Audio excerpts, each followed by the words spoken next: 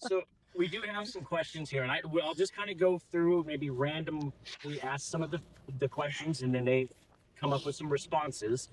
And so this first one I'll start with Dave and Judy is how has living here changed your daily routine compared to before?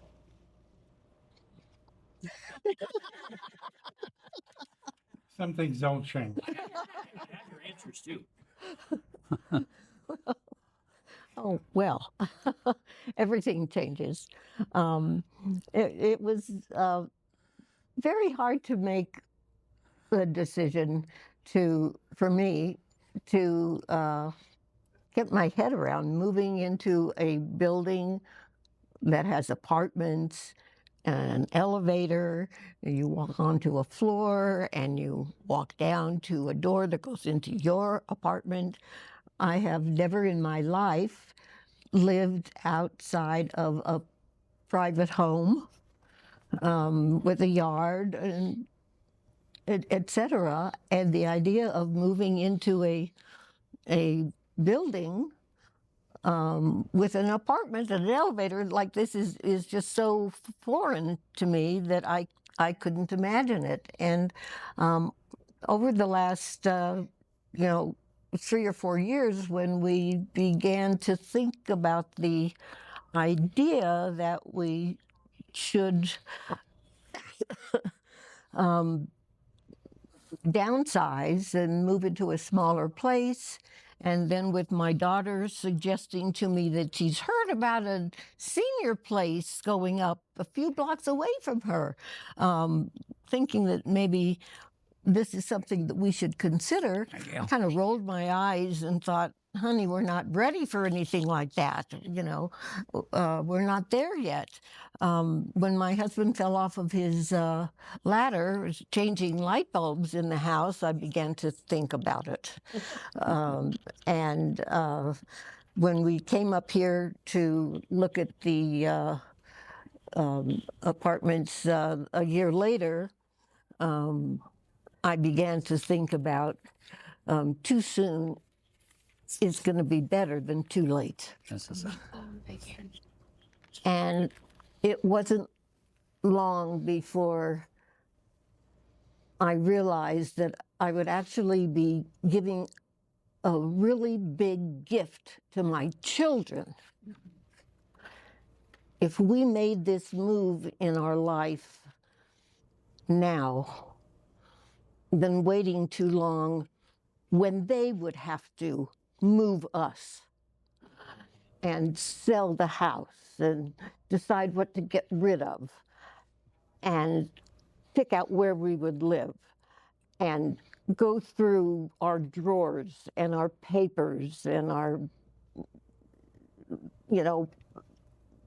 financial material and so forth and so on.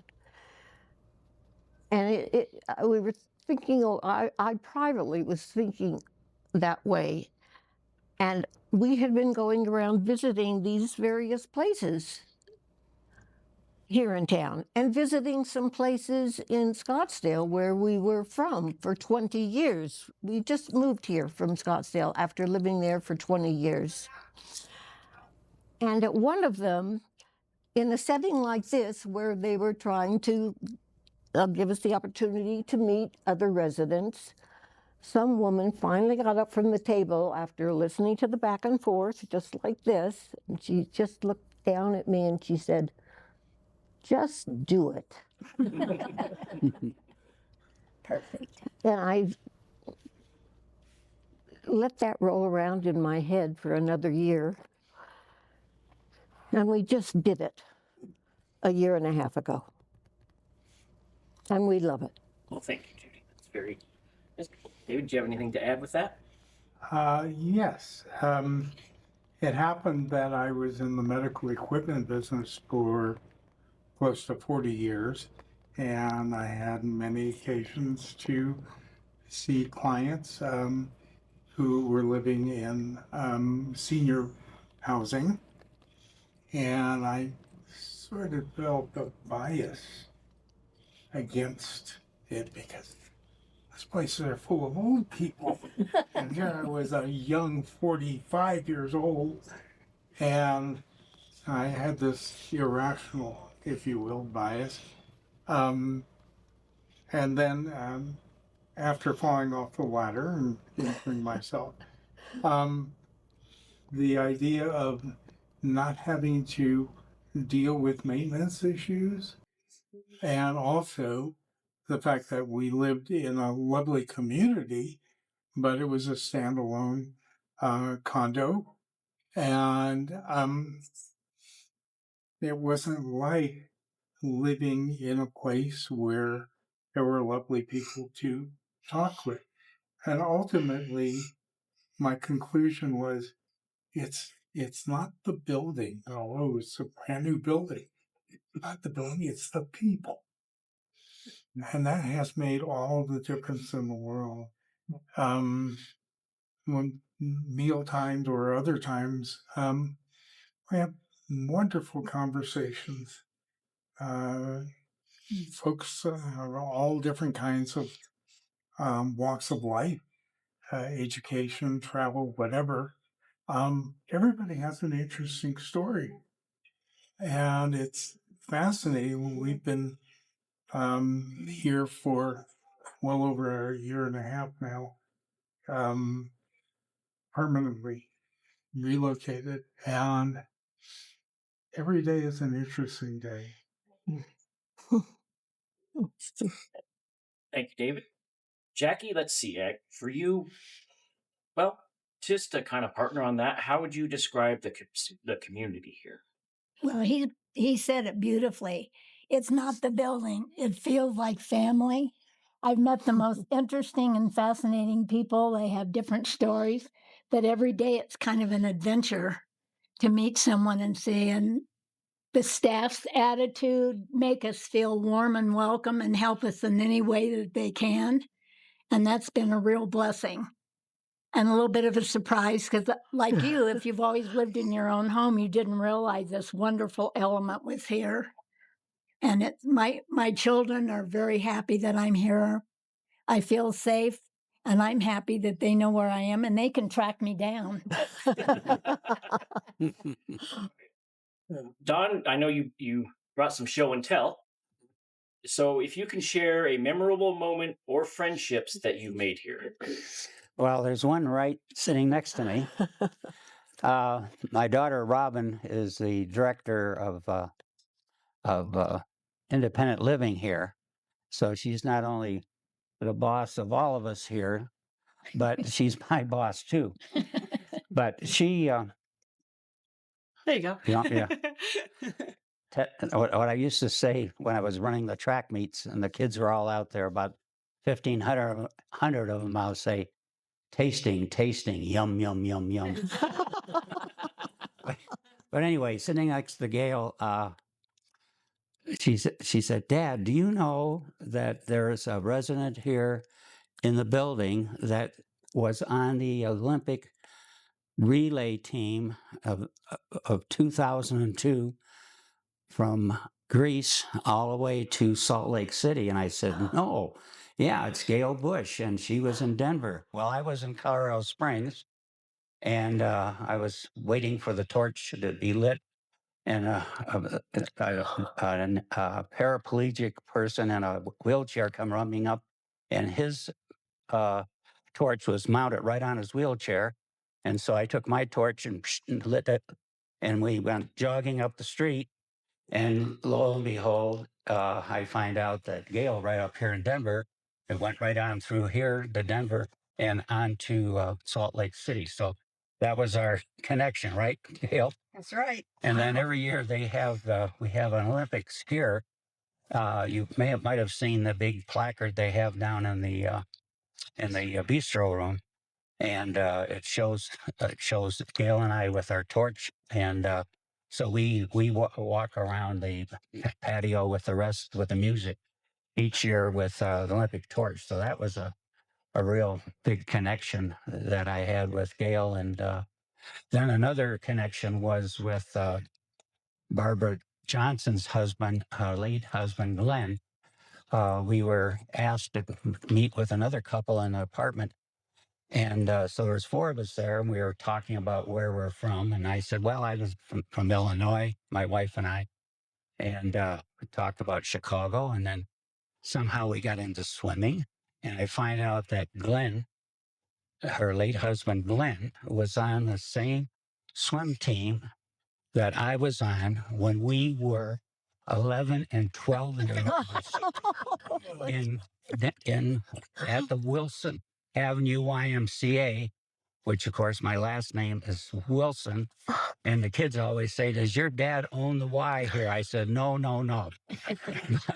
But anyway, we compared our medals and ribbons, and certainly we were on the same team and the same swim.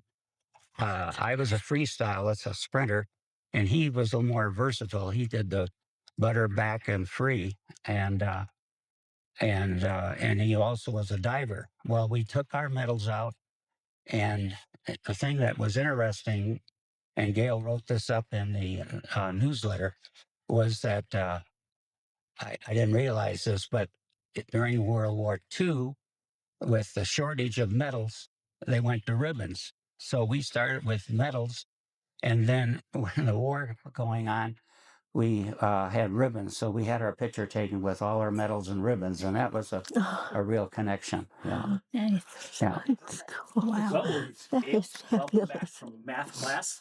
Thank you. If you would like to pick one of the ones that you have, or I can just randomly, but if there's one you feel strongly about, feel free to go with that. But I thought maybe it'd be, what's one thing you've done here that you didn't expect to enjoy so much?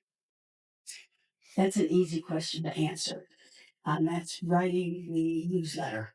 Ah. I started the newsletter probably about a year ago. It is strictly from the residents and for the residents. Strictly. I mean, that's all. No directors or any outsiders have any say in it.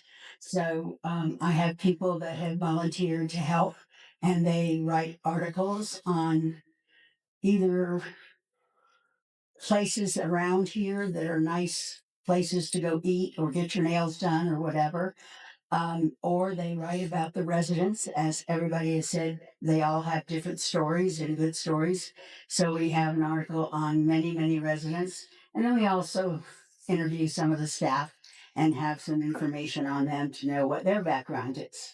So I think the thing that people enjoy more than anything in the newsletter are the pictures, because I have lots and lots of pictures from all the fabulous events that Hilltop puts on. And they do. I mean, the newsletter is 11, 12 pages this time. It just went out yesterday. And it's just full of photographs of all the artwork that Kelly does, of all the eating events that we have. I can talk about that too, couldn't I? Yes, that's. Please. I was going to make it stick with you and let you answer that question as well, since culinary is such on the top of everybody's mind. Okay, the food that's my biggest complaint about living here at Hilltop is the food. It is way too good. It is, isn't it? And I keep gaining weight, and I keep saying I can't keep doing this. So I've got to do something, but it's very difficult. If you could just pass that on to the next table. You don't want to miss it. So that's the one thing I can say about food. I also want to add something that everybody here has touched on, one idea as to why or when they moved in here. I have a totally different story than most people. I've been single all my life. I have never married. I don't have any children. That's not really true, because I probably have about 5,000 of them, because I've been teaching for 55 years. And I still am. I just got back from my classes a few minutes ago. So when I moved into a place like this, it wasn't because of my family that wanted me to move in or, make it easier on them or anything like that, because I lived alone all my life. I didn't have any problem with living alone. Unfortunately, we had a very, very bad thing happen to all of us, and that was COVID. And when COVID hit, I was lonely because I had to stay home. Nobody was going out to eat. I didn't have anybody to talk to except my dog. And he listened, but that's about all. But anyway, when COVID hit, I kind of took a back step and said, I don't like this. I can't be alone. I'm the type of person that just has to be doing something with people. And so I told my family, I told them, and my family, they're my nephews. I'm very, very close to my nephews, and they happen to live here. And I was in Atlanta, and I've lived there for many, many years, over 35, 40.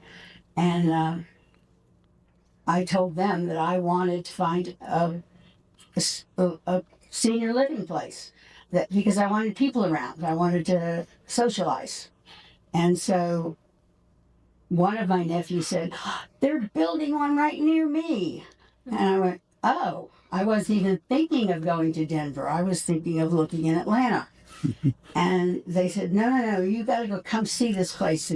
They're just building it. It's almost finished. It's fabulous. Well, it just so happened that the graduation of my middle great nephew was from Boulder, was May of the year of COVID. And when I came up here to that, they insisted that I come here and look. And I came here and looked, and I had 5 other places I wanted to look at, but I didn't go to them.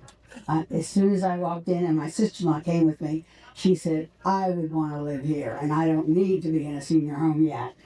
She said, this is fantastic. This is a really great place. And I said, okay.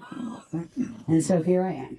Thank you, Gail. And we can just kind of go back down the line, and if you want to pass it to Dawn. And Yeah. Dawn, I think one of the questions for you that you chose was, how has this community helped you maintain independence while offering support? Well, the support has been terrific. I was talking with a group here, and this is very personal, but in September, my wife passed away, and people like Gail and the rest of the panel here are so supportive. It's just amazing, you know. You don't know anybody, but then they come by and they say some very memorable things, and that's a support system that's just outstanding, and it just comes from the heart. Um, and as far as other activities here, I wanted to extend to the gentlemen that we have a men's group that meets once a month, and it's a menu, and a menu that we had recently was that Kelly provided us from the Olive Garden. We had 22 men, and the story is if you feed them, they will come. So we have our largest turnout, and we were running about 12 to 13 men, but we ended up at 22. But we other things that we did besides eating here, we did go make a trip, and Kelly was our wonderful driver, and we went to the Perfect Landing out here and watched the airplanes come in and out, and had lunch there. That was fun. And we have speakers that come in from time to time. So we meet once a month on a Thursday, and it's already on the calendar. So I encourage you gentlemen to join us. And I know the ladies have a group that meets on Sunday, but it's comradeship and friendship, and it's really a good time. Good. Thank you. Yeah. Jack, since let's use one on health and wellness. What impact has senior living had on your health and well-being? Oh my goodness. Well, I have to tell you, the programs here are the most outstanding anywhere. I've been in a lot of exercise classes and different classes, but the classes they provide for us, thanks to Kelly and the staff, they're the most outstanding. We have exercise, they have swimming, we have games, Balance. balance class. Yeah. And the Yoga. exercise classes are designed to make us work a little harder and to keep our bodies moving, and they're fun. They have art classes. We have games. I mean, Scrabble, bridge, mahjong. We have movies. Another fun thing are lectures. I've learned so much. I wish I could go back to school. Not your math class, Mother. That's hard. But they have lectures. Different lectures come in. We have movies. Um, I know I've missed something. Can you think of anything? Tai Chi, Tai Chi. It's meditation. wonderful. In fact, my daughter says, "When can you have time to see me, Mom?" Oh, But just know that it's excellent and well run, Swimming and also. I just feel like, and they do evaluate us, so I know I've improved a little. I can do 3 more push-ups than I did before. Okay. Thank you. And we'll wrap up with a last question for you two, and then I want to be able to open up in case anyone else has some questions. So I thought, what's one thing you've done here that you didn't expect to enjoy so much? oh my gosh, dessert. Food is, yeah, I delicious. really tried not to have, I mean, we never really served dessert on a regular, every night, weeknight dinners, maybe some fresh fruit or something, but the desserts here are really good. Really are. And what happens is they have a really good dessert. They run out. So what happens is that you have to order dessert when you order dinner, and then you have to ask your waiter or waitress to please bring dessert now. Put it in the middle of the table so it doesn't get stolen by some other table. I start doing that, then I realize, well, if everybody does that, it's just going to They think that wash out. One of the pleasant surprises for me was not only the community of other residents, but the staff here. When I said it's not the building, it's the people, yes. Mhm. I'm referring to everybody here. The staff is really terrific. They're personable, they're very helpful. Um, it it really makes a difference. Yeah.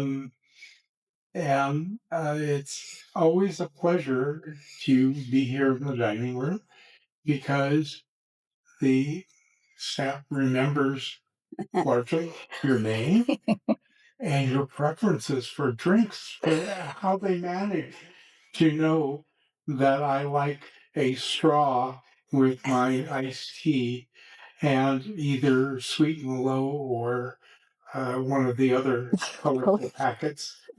They know and they bring it. Um, and so it's a pleasure being here for a variety of reasons. Yeah. And that was a very pleasant surprise to me.